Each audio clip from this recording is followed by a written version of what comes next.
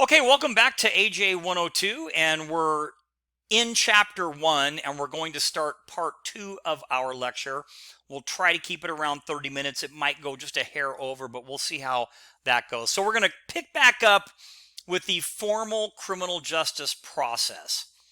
So another way of understanding criminal justice is to view it as a process that takes an offender through a series of decision points, beginning with arrest and concluding with re-entry into society. Now, during the process, key decision makers resolve, whether to maintain the offender in the system or to discharge the offender without further action. And this decision making is often a matter of individual discretion based on a variety of factors and perceptions. Legal factors, including the seriousness of the charges, available sentence, and the suspect's prior record are usually considered legitimate influences on decision making. The fact that the suspect's race, gender, class, and age may also influence decision outcomes is something that we really have to pay attention to, because it can be a little bit troubling as well. And critics believe that such, kind of extra legal factors determine the direction a case will take, whereas supporters argue that the system is relatively fair and, not biased or unbiased. In reality, few cases are actually processed through the entire formal justice system. Most are handled and possibly even plea bargained out. So, again, as we look at the process, the justice process contains about 15 stages, each of which is a decision point through which, a case will go. And there are these extra legal factors such as the suspect's race, gender, class, and age that might influence these outcomes.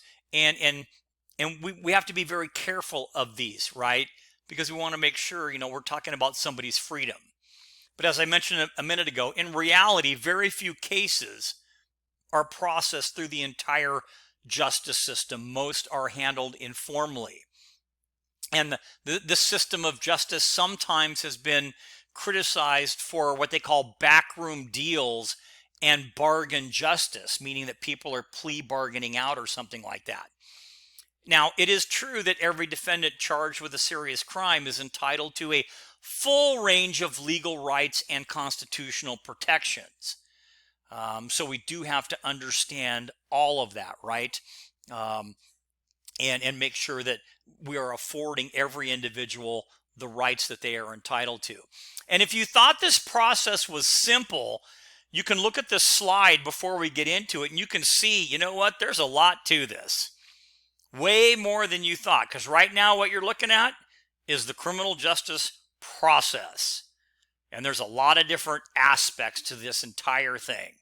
And I'll let you look at this diagram at your leisure. But here are some of the steps. And remember that this is kind of general. If you're in a different state, things might change just a little bit. But this is generally what you tend to run across when you're talking about that criminal justice process. So first would be informal contact. So, we talked, again, in most instances, an offender's initial contact with the criminal justice system takes place as the result of some type of police action, right? Meaning that law enforcement observes a person committing a crime. And in your textbook, there's a couple of different aspects. Officers could be contacted by a victim, or an informant gives you information. A person might come into the police station and confess to a crime. It could be, a citizen that's, providing you with information. Or you just see a suspicious person and you stop them and it turns into some type of criminal investigation. But that's the initial contact. And then next you will have the investigation. And the purpose of the criminal investigation is to gather enough evidence to identify a suspect or support a legal arrest. So you do the investigation part first, right? And then from all of that, hopefully you come up with enough evidence, etc., to make an arrest, to reach that level of what we call probable cause, where you can make an arrest. And then next would be the actual arrest. And this is, by definition, the taking of a person into custody in a manner authorized by law. And for California, it's under the Penal Code, California Penal Code 834A. Okay. And an arrest is legal under a couple of circumstances. And we won't go through this whole thing. I put a link into to where you can look up the code section right there. And here are the following conditions that are applicable to an arrest. A police officer believes there's sufficient evidence, meaning what we call probable cause, that a crime is being or has been committed, and that person is the person who committed it. The officer deprives the person of their freedom. Okay, they're taken into custody, they're handcuffed, etc. They can't leave. Or the suspect believes that he or she is now in custody and has lost his or her liberty. So next then would be custody. So after you make the arrest, you're going to have custody. So after an arrest, and while the suspect is being detained, the police may wish to search for evidence, investigate, or even obtain a confession. So even though a person is arrested, the case is still being worked. Okay, they're arrested, they're taken into custody. There may be more work to do on the case. And part of that might be obtaining a confession. And keep in mind the U.S. Supreme Court has granted suspects in police custody certain protections. And that would be the Miranda warning. And I also have a link to the section there. And this is typically what officers would read. This is what we call a Miranda card, where an officer would read an individual that's in custody their rights. Okay, and it's established via the Miranda versus Arizona case that established that suspects under arrest must be advised of their rights, meaning they have no obligation to answer questions, and that they are entitled to have an attorney present during questioning if necessary, at no expense to them, etc. And you can kind of read the entire thing right there. So after we have the in custody portion, then we're going to move on to the charging portion. If the arresting officers believe that sufficient evidence does exist to charge a person with a crime, the case then will be turned over to the prosecutor, to the DA's office. Okay, and the DA, the district attorney, will decide whether to charge the suspect with, one charge, two charge, three charges, whatever it is that they think are applicable. And this, charging of the suspect involves a lot of different factors, including, sufficient evidence, the seriousness of the crime. It can even involve case pressure, political issues, as well as personal factors, etc. So there's just a lot of different things that go into this. And charging is a very critical decision in the justice process, right? Because you're talking about charging somebody with a crime and possibly, taking away their freedom for quite some time. So after the charging, we get to what we call the preliminary hearing or the grand jury indictment. And I don't want you to get confused, but, back in, kind of in England, created in England in the 12th century, the grand jury's original purpose was to act as a buffer between the king and his prosecutors and a common citizen.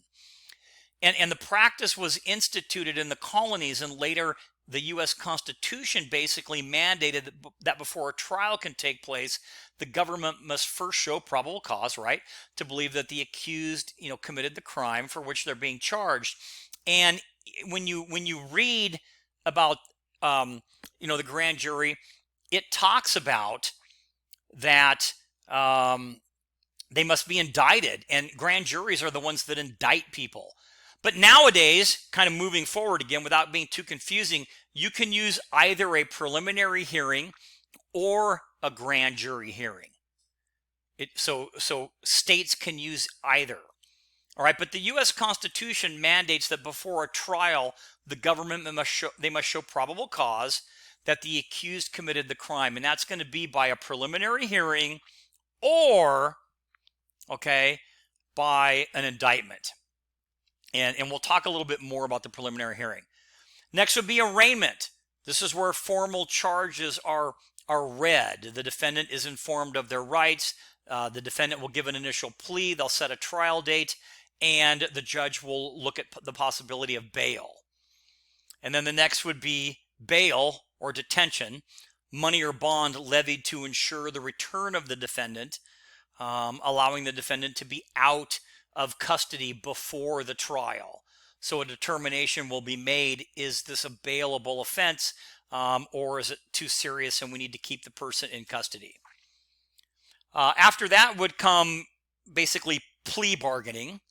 So after an arraignment, and sometimes if not before, the defense and the prosecution could discuss the possibility of what we call a guilty plea in exchange for reducing or dropping some of the charges or agreeing to request a more lenient sentence. And this is called plea bargaining.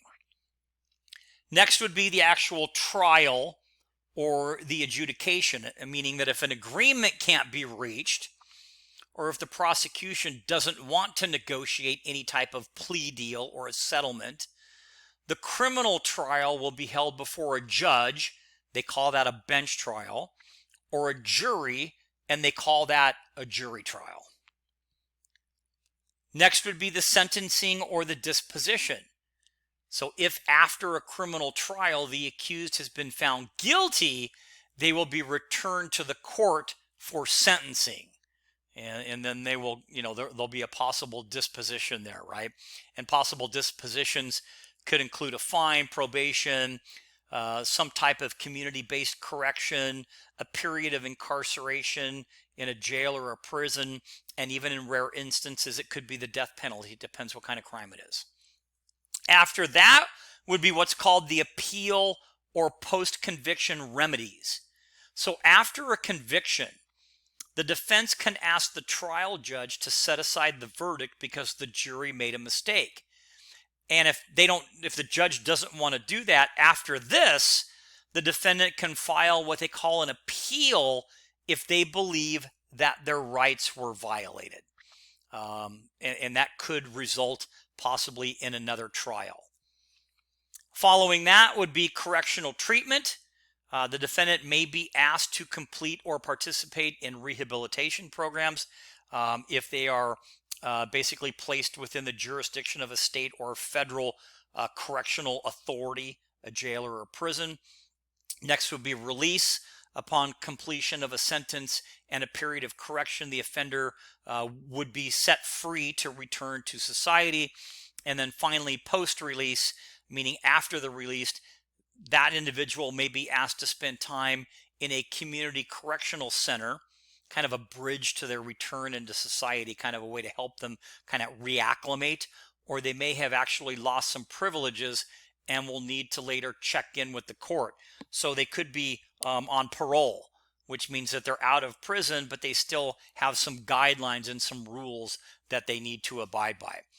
Okay, so let me just back up really quick here and kind of give you a little more on the grand jury. So some states still use this grand jury system, and others use the preliminary hearing. Now, the grand jury is a group of people chosen to hear charges against persons accused of crime and determine whether there is sufficient evidence to bring those people to trial. Now, they're not a jury in a sense where they're going to hear the case and do guilty or not guilty. They're way back there. Remember when we talked about the preliminary hearing / grand jury? This is where you decide. The preliminary hearing is the same thing, but it's more of a little court hearing. But you're going to decide whether there's enough evidence to hold the person over for trial. And that can be either through a preliminary hearing or this grand jury. And this grand jury consists of about 12 to 23 people, and they convene in private. It's kind of like secret. And if if the prosecution can't present sufficient evidence, the grand jury will issue what they call a true bill. And I have a copy of one right here. This is actually Michael Vick's. And if you kind of look right here, at the very end of it, and it's a little bit longer than this, but I kind of have the cover page and the back page, and they used a grand jury, and they said, hey, you know what? This is a true bill. We think there's enough evidence to hold this person over for trial. And if they can't, then they issue what they call a no bill. So again, preliminary hearing or grand jury, either one is okay. A lot of agencies out in the West use preliminary hearings, and indictments are a little bit more kind of East Coast. All right, so now let's kind of take a look at kind of the umbrella of the criminal justice system and something that they call the assembly line. So to Justice Herbert Packer, the image that comes to mind from the criminal justice process is that of an assembly line kind of conveyor belt, which moves, kind of an endless stream of cases, never stopping, carrying them to workers who stand at fixed stations and who perform, kind of on each case that comes by, the same but small essential operation that brings it one step closer to being a finished product. So each person does a little part, or kind of to exchange the metaphor for reality, kind of a closed file. So the criminal justice system is seen as a screening process in which each successive stage, pre-arrest, investigation, arrest, post-arrest, preparation for trial, entry of plea, conviction, disposition, etc., right, involves a series of kind of routine operations whose success is gauged primarily by their ability to pass the case along to kind of a successful conclusion. And according to this view, each of the stages is a decision point through which the cases flow. And it's important that we kind of understand that. At the investigatory stage, police have to decide whether to, pursue the case or terminate involvement because of, insufficient evidence. At the bail stage, a decision has to be made whether, to, allow bail or to, release the person on their own recognizance or deny bail. So a lot of these are really, really important. So each stage, again, is a decision point through which the cases flow. And we know from what I just said that each decision can have a critical impact on that defendant in the justice system and society. So if an error is made, an innocent person may suffer, or a dangerous person could be released. And that's important. So here you kind of look at the assembly line on how these cases typically flow. So I'll let you you can take your own time here, but here's the arraignment, duties of the prosecution, the pretrial release, and then sentencing and conviction. But everybody plays a part here, and we've already learned about the different aspects. But again, know that every single part is really important, and they all have decisions that they have to make. All right, so now kind of looking at the informal criminal justice system just for a moment. So the traditional model of the criminal justice system depicts the legal process as a series of decision points through which cases flow. And we know that. And each stage of the system is defined by, time-honored administrative procedures and controlled by the rule of law. And the public's perception of the system, fueled by the media, is that it is composed of, daredevil crime-fighting police officers who never, ask for overtime or sick leave, crusading district attorneys who stop at nothing to send the mob boss, away forever, and wily defense attorneys who never ask their clients for cash up front, nor cut short office visits to play golf, even no-nonsense judges who, are never inept, political appointees, and then tough wardens who rule the yard with an iron fist. Yet that would be kind of overly simplistic to assume that the system works this way for every case.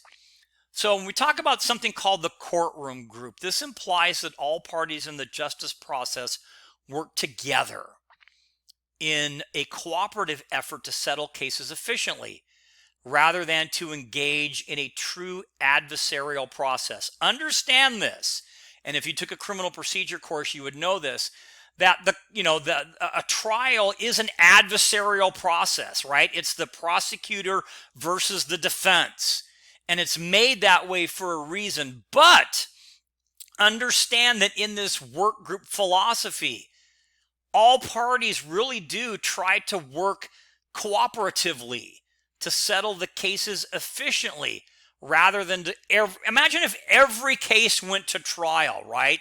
That would actually be horrible. Now, in most cases, cooperation, not conflict, between defense and prosecution appears to be the norm. The adversarial process, again, comes into play in only a few criminal cases that go to trial, because more than 90% of all cases are settled without a trial. And along with that, a lot of individuals, and we'll talk about one here kind of formulated by Samuel Walker, talks about the wedding cake model of justice. In many instances, the criminal justice system works informally to expedite the disposal of cases. And criminal acts are, that are very serious or notorious may receive the full complement of that criminal justice process from arrest to trial. And then less serious cases are often settled when a bargain is reached between the prosecution and the defense. And you can kind of look at his wedding cake model, right? The bottom are the misdemeanors. You have the less serious, the serious, and then those big time cases at the top. So that's kind of, the wedding cake model, if you will. So now as we start to get to the end of the lecture, let's talk about perspectives on justice. Since the 1960s, when the field of criminal justice began to be the subject of both serious academic study and attempts at unified policy information, significant debate has continued over the meaning of criminal justice and how the problem of crime control should be approached. And experts say, even to this day, really, that they are still searching for the right combination of policies and actions that will significantly reduce crime and increase public safety while upholding individual freedom and justice. And that actually is pretty tough, right? Because you have to kind of, think about it here. Considering the complexity of criminal justice, it's really not surprising that, no single view, perspective, or philosophy dominates the field, right? What are the dominant views of criminal justice today? And what is the role of the justice system? And how should, it approach its tasks? So we can look at a couple of different, crime control perspectives, and we'll kind of do that. So again, considering the complexity of the criminal justice system, it shouldn't be surprising that there's no, one single view. People who study the field or work in its agencies bring their own ideas and feelings to bear when they try to decide on the right course of action to take or even to recommend. So let's look at a couple of different perspectives. So first would be the crime control perspective. According to the crime control perspective on criminal justice, the proper role of the justice system is to prevent crime through the judicious use of criminal sanctions. People want protection from dangerous criminals, right? And expect the government to do what is necessary to make them feel secure. Crime control is part of the democratic process because the public is outraged by crime. It demands an efficient justice system that hands out tough sanctions to those who violate the law. So that's kind of the crime control perspective, if you will. The next would be the rehabilitative, perspective. So if the crime control perspective views the justice system in terms of protecting the public and controlling criminal elements, This rehabilitation perspective sees the justice system as a means of caring for and treating people who can't manage themselves. Advocates of this perspective view crime as an expression of frustration and anger created by social inequality. So therefore, crime can be controlled by giving people the means to improve their lifestyle through conventional endeavors, right? So, some alternatives to crime, etc. Next would be the due process perspective. And advocates of the due process perspective argue that the greatest concern of the justice system should be treating fairly all those accused of crime. This means providing impartial hearings, competent legal counsel, equitable treatment, and reasonable sanctions or sentences. The use of discretion within this justice system should be strictly monitored to ensure that no one suffers from racial, religious, or ethnic discrimination. The system must be attuned to civil rights afforded every citizen by the U.S. Constitution. So you can see this is kind of the due process perspective, right? And then finally, we have the non-intervention perspective. And supporters of this non-intervention perspective believe that justice agencies should limit their involvement with criminal defendants, regardless of whether intervention is designed to punish people or to treat them. The ultimate effect of any involvement is harmful. Whatever their goals or designs, programs that bring people in contact with a social control agency such as police, a mental health department, the correctional system, or criminal court will then have a long, basically kind of negative long-term effect. So these non-interventionalists are concerned about the effect of the stigma that convicted criminals bear when they are branded either, let's say, a rapist, a murderer, a child abuser, etc. And as horrifying as these crimes are, such labels imply basically chronic criminality, meaning they're criminals forever, and that will stick with them forever, right? Okay, so there's a couple of different perspectives. Now let's look at we have a few more. We have the equal justice perspective. And this is, concerned with making the system equitable. The arrest, sentencing, and correctional process should be structured so that every person is treated equally. We have the restorative justice perspective that focuses on finding peaceful and humanitarian solutions to crime. And it stresses peacemaking, not punishment. So, a couple of kind of interesting things, right? So again, the equal justice perspective asserts that all people should receive the same treatment under the law. The discretion routinely employed in the criminal justice, making has created a system of individualized justice that can be unfair, and that unfairness undermines the goals of the system. And because of that, frustration arises when two people commit the same crime but receive different sentences or punishments, right? Which we know really isn't fair. And then that restorative justice perspective, the true purpose of the criminal justice system is to promote a peaceful and just society. The justice system should aim for peacemaking, not punishment.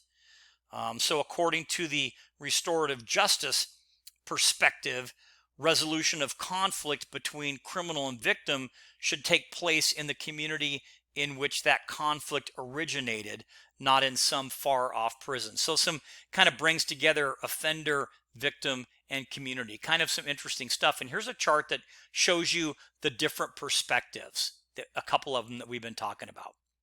And I think that chart will help you as well. A couple of definitions. I'm not going to spend a lot of time on these because here they are. We talk about decriminalization, which is reducing the penalty for a criminal act. Deinstitutionalization, which is, the kind of removing, from secure confinement as many first-time offenders of minor nonviolent crimes. Racial animus, the view that white America has developed a mental image of the typical offender. And that view is a young inner city black male who, offends with very, very little remorse. So finally, we'll finish up with ethics. And we're just about on track, just a little bit over, but that's okay. So both the general public and criminal justice professionals are concerned with the application of ethics. And both would like every police officer on the street, every district attorney in court, and every correctional administrator, in a prison to be able to discern what is right, proper, and moral, to be committed to ethical standards, and to apply equal and fair justice. And these demands are difficult to meet, however, because justice system personnel are often forced to work in an environment in which moral ambiguity is the norm. So, the challenge really is to determine, what is fair and just, and then balance that with the need to protect the public. And again, it's difficult to meet because the system personnel that are working in those different areas I talked about are often forced to work in an environment in which there's some ambiguity. There's some moral ambiguity, and that's kind of normal. Ethics in criminal justice is an especially important topic today, considering the power granted to those who work, operate, and in fact control the justice system. So we know that that's important, and we rely on the justice system to exert power over people's lives and to be society's instrument of social control. So we give the system and its agents the authority to deny people their liberty on a routine basis. So when we finish up with ethics in law enforcement, it's especially important because law enforcement has the ability to deprive someone of their liberty. Law enforcement has considerable discretion. There are various national organizations that have produced model codes of conduct for law enforcement that can actually serve as a guide to kind of help different law enforcement agencies. When we talk about the court process, ethical considerations don't stop with law enforcement or with an arrest. As an officer of the court and the people's attorney, the prosecutor must seek justice for all parties. Prosecutorial ethics may be tested when the dual role of a prosecutor causes one to experience role conflict. The defense attorney, in a dual role of being both an advocate for the defendants and an officer of the court, may experience, conflicting obligations, to their client and to the profession. And when it comes to corrections, ethical issues do not cease once a defendant's been convicted. Ethical standards are also challenged by the discretion afforded to correctional workers and administrators. Correctional officers have significant coercive power over offenders and, may not use excessive force or take advantage of their powers, etc. So, when we talk about corrections a little bit more, a couple of questions to ask. Is it fair to execute a criminal? Should people be given different punishments for the same crime? Is it fair to grant leniency to criminals who testify against their co-conspirators? Should inmates be granted early release? Should technology, GPS, be used to monitor offenders? Should profit be an issue in corrections? So there's really a lot to think about here. And with that being said, that's going to complete our lecture. We're a little bit over, but not too bad. So I do appreciate your time for this. We have this will complete actually our second half, part 2 of chapter 1. So with that being said, again, that will complete our lecture, part 2 for chapter 1. Until next time.